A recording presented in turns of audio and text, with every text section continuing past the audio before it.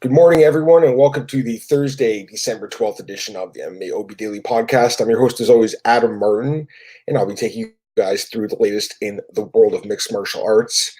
UFC 245 just 2 sleeps away. Can't wait. I'll be there leaving for Vegas tomorrow morning, so really excited about that. It's going to be awesome. Like I said, if you guys are going to be there, definitely hit me up. I'd love to meet up with any of the fans, listeners, and readers of the podcast and of my work, so that'd be sweet. All right, so I've got a couple things to talk about today. Not a crazy big show or anything like that, but definitely a few news topics worth mentioning. And I should mention, I'll do a podcast tomorrow morning before I leave for the airport. So really early in the morning, but it'll be there. All right, so let's talk about Justin Gaethje. He is not happy that Conor McGregor might get the next title shot at 155 pounds. He's not happy at all.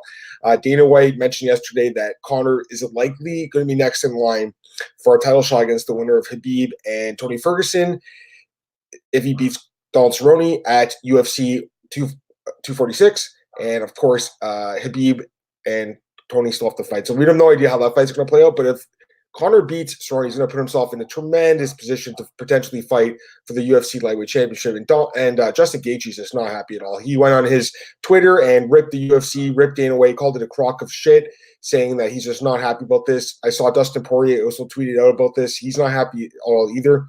Not sure what you guys are thinking. Let me know what you're thinking about it. Honestly, I understand the UFC's point of view. They want to put the biggest fights on possible. They believe that Conor McGregor still that big money fight for Khabib or Ferguson, whoever is the champion. But I'm not 100% convinced. I feel like Justin Gaethje does deserve that title shot. And I feel like fans have kind of soured a little bit on McGregor. Having said that, if Conor goes out there and knocks Cerrone out, it's going to put him back in the good graces of everyone. So, unfortunately for Justin Gaethje, he's just not as big of a star as Conor. He's a great fighter. And if he fights Conor, I think he might beat him head-to-head, but it doesn't matter.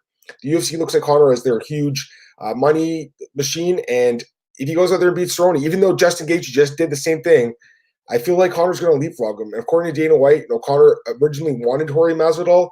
He's changed his mind. He wants Khabib now, or whoever's holding the title at that point in time. So he's got to beat Cerrone. I think a lot of us think Conor's going to wipe the floor with Cerrone. The betting odds are indicating the same thing.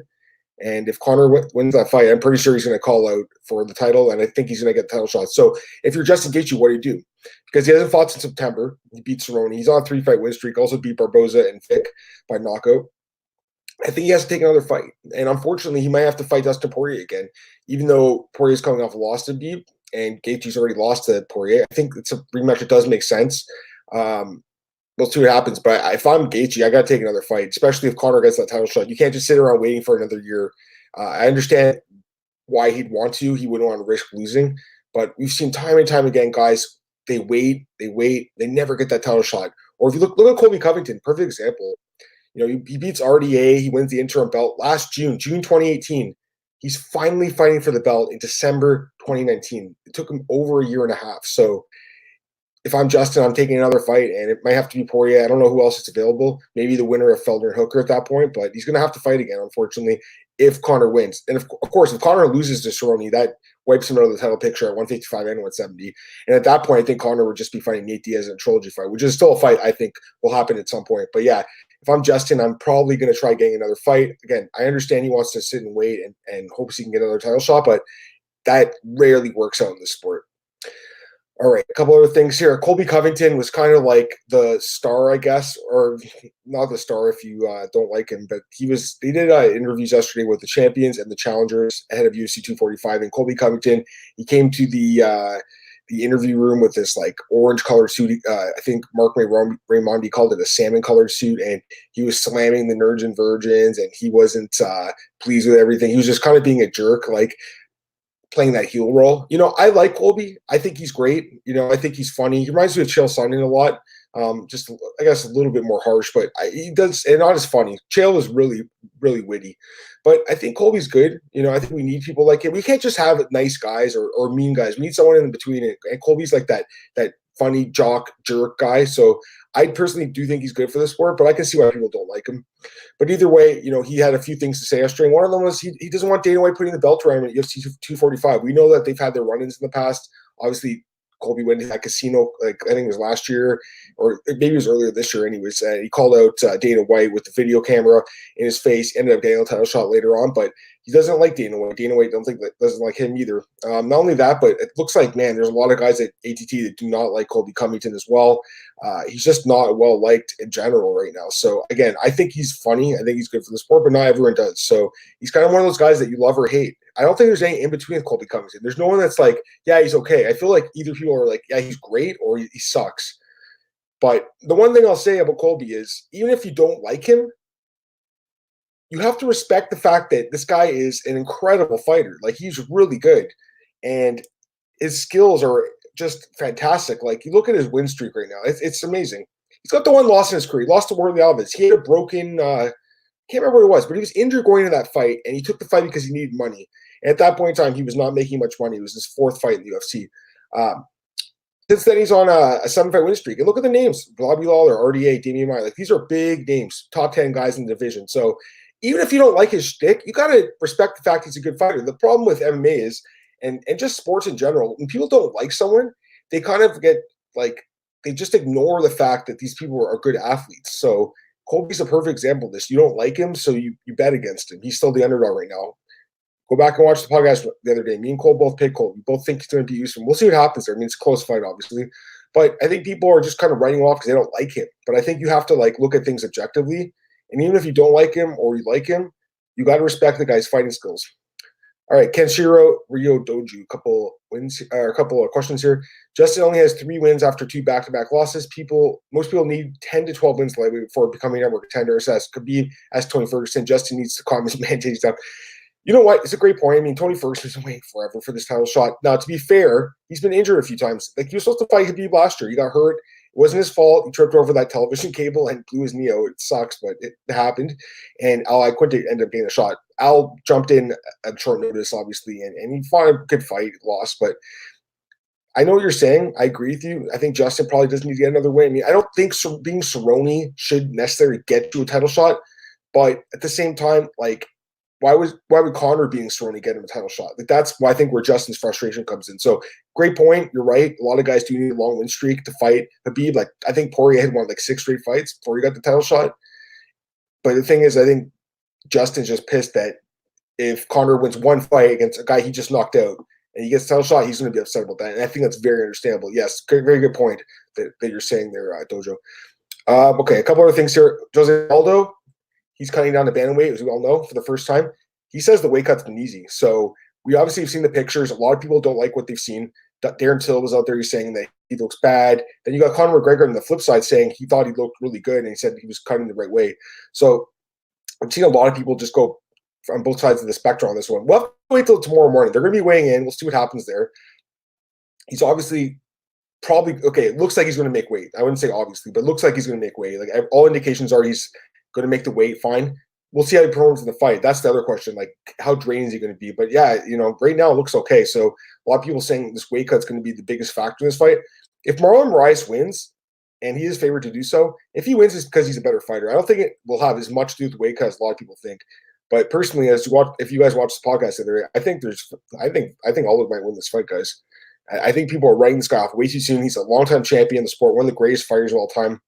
I know he's lost a few times in the last couple of years, but, he's also won a couple of fights too. So I wouldn't write him off just yet.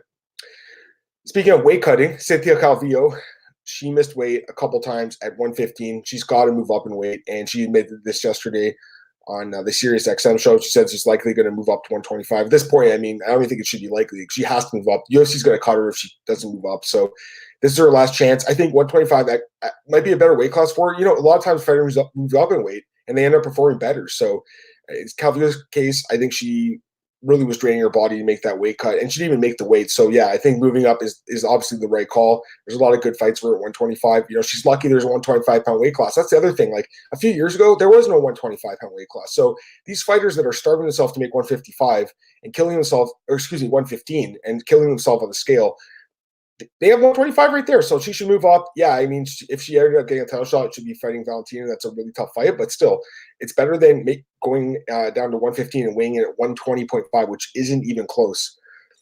Kenshiro, a couple questions here. I heard the intern who laid the wire for Tony last year is a nephew of Ali. Colby, great athlete, cardio and wrestling be key to victory. Can't wait for this fight. Colby is the champion no one wants. The UFC needs. You might be right about that. Yeah, he is a great athlete, and his cardio and wrestling are incredible. So is Usman's, though. We got to give Usman the credit, too. I mean, the guy is fantastic as well. He's a beast. Looked amazing against Woodley, but I just feel like people are writing off Colby a little bit too soon because they don't like him. I think that's the biggest problem. People let their feelings for these fighters get in the way of being objective about the matchups and the style matchups and just the skill matchups. So yeah, we'll see what happens. Close fight for sure, but like I said, I am picking Colby. I'm going to go on the record and say that I could be wrong about this one, guys, but we'll see what happens. It should be an interesting fight.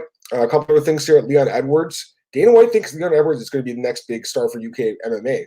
So I thought that was interesting because he was talking to the BT Sport and they asked him, what do you think is going to be the next big star? And he didn't even say Darren Till first. He talked about Darren Till later, but he said Leon Edwards. He thinks this guy's going to be the big star, and he wants him to fight Tyron Woodley. That's a fight I think a lot of us want to see. So hopefully they can get that done. Doesn't look like Woodley wants to fight in London, but the UFC is going to probably pay him a little bit, and he's going to go over there and fight him. Edwards versus Woodley seems very likely as the main event of UFC London, if you have to ask me. And from what I'm hearing, Darren Till versus Jack Hermanson is what I heard. So that's interesting. I think Jack's actually a bit of a step down from Gastelum. I know that Jack's pretty highly ranked, and he's a really good fighter too, but he's coming off a really bad loss to Jared Cannonier. So to me, actually, he's a little bit of a step down from Calvin Gastelum, who Darren Till just beat. But I guess they just want to, keep Darren not fighting the elite guys in the division just yet. They want him to kind of build his way into 185. And I guess in that case, Jack Hermanson is not a bad fight. Again, that's not official, but that's what I've been hearing. So we'll see what happens there. Kevin Scott, thanks for the question, Kevin. I appreciate it, man. After his fight with Tony, Khabib probably won't fight again until the fall due to Ramadan. Conor Gaethje should have to fight again prior to getting a title shot next September, October, regardless. Yeah, you're 100% right, man. And like I said, Justin would be taking a massive risk if he decides to sit and wait. Again, you look at Colby Covington, year and a half till he actually got his title shot. He had to fight Robbie Lawler in the meantime. He sat out a long time too, waiting and waiting. And we've seen time and time again, waiting does not pay around this sport. That's why I got to give a guy like Corey Anderson credit. Goes out there and fights Blachowicz instead of waiting for John Jones and Reyes, the winner of that fight. He's like, you know what? I'm going to go take another fight in the meantime. Why not, right? So I'm with you, Kevin. And then Rio, you got a couple other things here. Cynthia Calvillo moved her fat up to flyweight and fight Triple C. Yeah, that's not going to happen. By the way, Henry Cejudo did an interview with Guillermo Cruz of MMA Fighting, and he's not too happy with his pay. So we'll see what happens there. But he says he's willing to walk away from MMA if his pay doesn't increase. That's a story to keep your eye on, guys. Obviously, he hasn't fought in a while, but Triple C is a really good fighter, and he is someone that could be a big star for the UFC. If you guys have any last-minute questions, throw them in there. I'm just going to talk about this one fight announcement that I got here. UFC 247 gets one more fight. Mario Bautista taking on Miles Johns. So Bautista, he is 7-1 in his career. 1-1 in the UFC, lost to Corey Sandhagen in his debut earlier this year, and then beat Jin Soo John. So that obviously was a tough fight against Corey Sandhagen, who we all know now is just an amazing fighter. They picked up a win in the second fight. He takes on Miles Johns here, who is, man, talk about tough matchups. This guy is really good. 10-0 in his career. He had that win on the Contender Series, and then he picked up a nice, it was a split decision win, but still, I think it should have been unanimous. But yeah, he beats Cole Smith in his debut in the UFC a couple months ago, actually on the Justin Gaethje and Cowboy card. So a couple months ago, he picks up that win. And the guy's fight, UFC 247, by the way, is, I think the tickets are on sale this week, if I'm mistaken. So if you guys are going to that card in Houston, definitely keep that in mind. UFC 246 tickets, by the way. I think someone asked me yesterday if they're going on sale yet. No one knows. It's kind of weird, right? And I don't know. It's weird because we all know that card's going to happen now, but it's like you haven't heard much about it. And I think they are doing some sort of face-offs and stare-downs of future cards tomorrow, if I'm not mistaken, in Vegas. And I haven't heard if there's going to be Conor and Cowboy there. There will be some other fights there, but I don't think those guys are going to be there. A couple other things here. Dojo, want to see Silverback Gorilla size Darren Till in the future. And Triple C being the smallest heavyweight in WWE. That's funny. All right, guys, that's it for today's show. Appreciate you giving me the questions and listening to the show. As always, like I said, I'll be back tomorrow for the Friday edition. It's going to be really early in the morning, so I'll put the podcast on the website, and you guys can check it out later in the day. I don't think too many people will be waking up at 6 in the morning to listen to me talk, but it's going to be there. And then I'll be in Vegas from Friday till Wednesday. So I'll be doing the shows, but again, the times are going to be a little bit odd for the podcast, but things will be back to normal at the end of next week. I am really excited for Vegas. And again, if you guys are going to be there, let me know. And one last question here. It's the last one I can answer, man. Dojo, do you think Nunez has some easy title defenses past 2 years? And do you think JDR might surprise her? No, I think she knocks JDR out, to be honest. I think she takes her down and finishes with ground and pound, to be more specific. And Nunez and Clarissa Shields possibly could be the next fight. Dana White says Clarissa Shields, the boxing star, will be at UFC 245 in attendance. All right, guys. Follow me on Twitter at MMAOB, podcast, MMAOddsbreaker.com. Check me out at bjpenn.com, MMA Rings on that. I'll be back tomorrow morning, early in the morning, for the last episode of the week. Guys, have a great day, and I'll talk to you soon. Bye.